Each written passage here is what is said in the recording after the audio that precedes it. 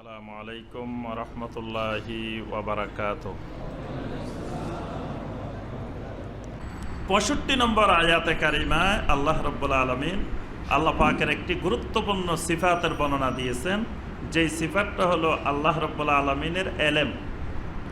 আল্লাহ সুবহানাহু ওয়া তাআলার এলেমটা অন্য কোনো মাখলুকের এলেমের মতো নয়। আল্লাহ পাক তার পরিচয় দিতে গিয়ে বলছেন, ওয়াল্লাহুল্লাযী লা ইলাহা ইল্লাহু আলিমুল গায়বি ওয়াশ শাহাদা।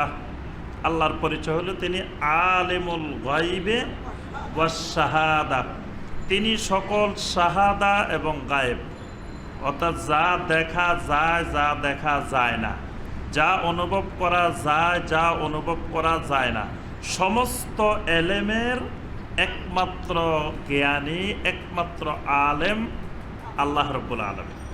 এটা আল্লাহর একটা গুরুত্বপূর্ণ সিফাত। এই জন্য আল্লাহ রাব্বুল আলামিনের এলেমটা সর্বত্র বিরাজমান। আল্লাহর এলেম সব জায়গায়, আল্লাহ রাব্বুল আলামিনের এলেম বিরাজমান। এই জন্য আল্লাহ পাক কোরআনে কারিমের মধ্যে বলছেন, ওয়া ইনদাহু মাফাতিহুল গায়বি লা ইয়ালামুহা ইল্লাহু। সমস্ত গায়েবের চাবিকাঠি একমাত্র আল্লাহ রাব্বুল আলামিনের হাতে। লা ইয়ালামুহা ইল্লাহু, গায়েবের ব্যাপারে আল্লাহ রাব্বুল আলামিন ছাড়া আর কেউ কিছুই জানে না। ওয়া ইয়ালামু মা ফিল বাররি ওয়াল বাহরি, জলে এবং স্থলে যা কিছু আছে সব কিছুর এলেম একমাত্র আল্লাহ রাব্বুল আলামিনের কাছে আছে। সুবহানাল্লাহ। জলে এবং স্থলে কোনো জায়গায় এমন কিছু নাই যেটার এলেম আল্লাহর কাছে। ওয়ামা তাসকুতু মিন ওয়ারাকাতিন ইল্লা ইয়ালামুহা।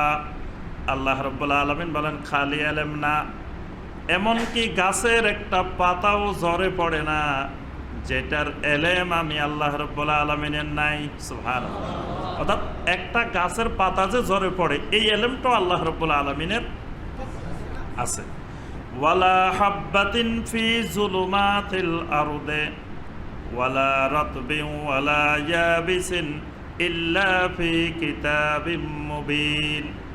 আল্লাহ রাব্বুল আলামিন বলেন জমিনের অন্ধকারে, জমিনের ভিতরে যেই দানাটা যেই বীজটা লুকাই থাকে এটার এলম আল্লাহর কাছে আছে। সুবহানাল্লাহ। আমরা ওই যে বিভিন্ন ফসলের ক্ষেত্রে বিভিন্ন কিছুর দানা মাটির নিচে পুঁতি, এই যে মাটির নিচে দানাটা পুঁতে দিলাম, এটার ভিতরে কি আছে, এটা থেকে সারা বের হবে কি হবে না, এই এলেম আল্লাহ রাব্বুল আলামিনের আছে। ওয়ালা রাতবিন ওয়ালা ইয়াবিসিন ইল্লা ফি কিতাবিম মুবিন। জমিনে এমন কোনো শুকনা জিনিস নাই, এমন কোনো ভিজা জিনিস নাই যেই জিনিস আল্লাহ রাব্বুল আলামিনের স্পষ্ট কিতাবের মধ্যে লিখে রাখেন নাই। সুবহানাল্লাহ। অর্থাৎ আল্লাহ রাব্বুল আলামিনের এলেমটা সর্বত্র বিরাজমান। আল্লাহ পাকের এলেমটা অসীম, ওয়াসিউন আলিম। আল্লাহর এলেমটা সীমাবদ্ধ না, আল্লাহর এলেমটা প্রশস্ত, অসীম, যেটার কুল কিনারা নাই। আল্লাহ রাব্বুল আলামিনের এলেমটার কোনো অতীত বর্তমান ভবিষ্যৎ নাই। আল্লাহর এলেম আজালি, অর্থাৎ আল্লাহর এলেম আল্লাহর কাছে সবসময় বর্তমান। আজ থেকে 1000 বছর পরে, 10,000 বছর পরে কি হবে ওই এলেমও আল্লাহর সামনে এখন বর্তমান। আল্লাহর জন্য সেটা ভবিষ্যৎ না, সেটা আমাদের জন্য ভবিষ্যৎ। আমাদের এলেমের অতীত বর্তমান ভবিষ্যৎ আছে, কিন্তু আল্লাহ রাব্বুল আলামিনের এলেমের অতীত বর্তমান ভবিষ্যৎ নাই। এখানে 65 নম্বর আয়াতে আল্লাহ রাব্বুল আলামিন বলেন, কুল লা ইয়ালামু মান ফিস সামাওয়াতি ওয়াল আরদি। রাসূল আপনি বলুন, আসমানের মধ্যে যা কিছু আছে, যত সৃষ্টি আছে, ওয়াল আরদি, জমিনের মধ্যে যত সৃষ্টি আছে, এরা কেউ জানে না আল গায়বা, গায়েবের কিছুই জানে না। ইল্লাল্লাহ, শুধুমাত্র একমাত্র আল্লাহ রাব্বুল আলামিন জানেন। আল্লাহ রাব্বুল আলামিন ছাড়া আসমান জমিনের কোনো মাখলুক গায়েব সম্পর্কে কিছুই জানে না। তাহলে গায়েবের একমাত্র মালিককে। কেউ যদি মনে করে নবী সাল্লাল্লাহু আলাইহি ওয়াসাল্লাম গায়েব জানেন, কি হবে? শিরক হবে। কারণ নবী সাল্লাল্লাহু আলাইহি ওয়াসাল্লামও গায়েব জানেন না, আলিমুল গায়েব না। তবে আল্লাহ রাব্বুল আলামিন যেটা জানিয়েছেন গায়েবের, সেটা নবী সাল্লাল্লাহু আলাইহি ওয়াসাল্লাম জানতেন। যেমন এই পুরা কোরআনটা গায়েব, এলমে গায়েব, কিন্তু এই কোরআনটা আল্লাহ রাব্বুল আলামিন আমাদেরকে জানাই দিয়েছেন। জানাই দেওয়ার পরে আর গায়েব নাই। এটা যতক্ষণ আমরা জানতাম না ততক্ষণ এটা আল্লাহ রাব্বুল আলামিনের কাছে এলমে গায়েব ছিল। যখন আল্লাহ পাক নাজিল করে আমাদেরকে জানাই দিয়েছেন, এখন আর এটা গায়েব নাই, এখন হয়ে গেছে শাহাদা। নবী সাল্লাল্লাহু আলাইহি সাল্লামকে আল্লাহ পাক ওহির মাধ্যমে যা জানাইছেন সবই কিন্তু গায়েব, কিন্তু ওহী নাজিলের আগ পর্যন্ত গায়েব। ওহী নাজিল হওয়ার পরে এটা হয়ে গেছে শাহাদা, এটা আর গায়েব। তাহলে নবী সাল্লাল্লাহু আলাইহি সাল্লাম নিজে আলেমুল গায়েব নন, একমাত্র আলেমুল গায়েব হলেন আল্লাহ রাব্বুল আলামিন। দুনিয়ার কোনো মাখলুক গায়েবের কিছু জানে না, কোনো ফেরেশতা গায়েবের কোনো কিছু জানে না, কোনো জিন গায়েবের কোনো কিছু জানে না। কিন্তু আমাদের দেশের মানুষ জিন হুজুরের কাছে যায় গায়েব জানার জন্য। কোনো জায়গায় নাম শুনলে যে অমুক জায়গায় এক জিন হুজুর আছে, মানুষ দলে দলে লাইন ধরে যে ওখানে গিয়ে তার কাছে গায়েব জানতে চায়, অমুকের কি হয়েছে, তমুকের কি হয়েছে, অমুক জায়গায় কি হয়েছে, এগুলো জানতে চায়। তো জিন কি জানে? জিন কোনো গায়েব, যদি কেউ বিশ্বাস করে জিন গায়েব জানে, জিন বলতে পারে, তাহলে শিরিক হবে। এরপরে যারা হাতের রেখা গণনা করে, ভাগ্য গণনা করে, রাশি গণনা করে, এরও এলমে গায়েবের দাবিদার, এরও তাগুত। যারা ভবিষ্যৎ সম্পর্কে ভাগ্য গণনা করে, কয় আপনার 6 মাস পরে এই হইব, 3 মাস পরে এই হবে, 1 বছর পরে এই হবে, ভাগ্য গণনা করে। রাশি গণনা করে, মেষ রাশি, তুলা রাশি, বৃশ্চিক রাশির কি হবে, তারপরে হাতের রেখা দেখি দেখি বলে। এগুলোও এলমে গায়েবের দাবিদার। এবং এরকম এলমে গায়েবের দাবিদার যারা, তাদেরকে বলা হয় তাগুত। এরা হলো তাগুত। আর এই তাগুতের সাথে সম্পর্ক রাখলে কুফরি হয়।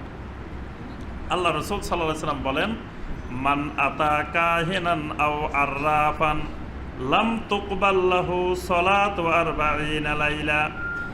কোনো ব্যক্তি যদি কোনো গণকের কাছে যায়, কোনো গণকের কাছে, কোনো ভাগ্য গণনাকারীর কাছে, ভবিষ্যতের জ্ঞানের দাবিদারের কাছে কোনো ব্যক্তি গেল, গিয়ে ইয়াসআলুহু আন শাইইন, তার ব্যাপারে কিছু জিজ্ঞাসা করলো, নবী সাল্লাল্লাহু আলাইহি ওয়াসাল্লাম বলেন, লাম তুকবাল লাহু সালাতু 40 লাইলা।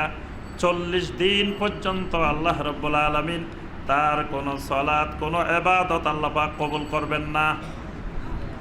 ফাসাদ্দাকাহু বিমা ইয়াকুল, এরপরে ওই ভবিষ্যৎ বক্তা গণক যা বলে দিল বিশ্বাস করে ফেললো।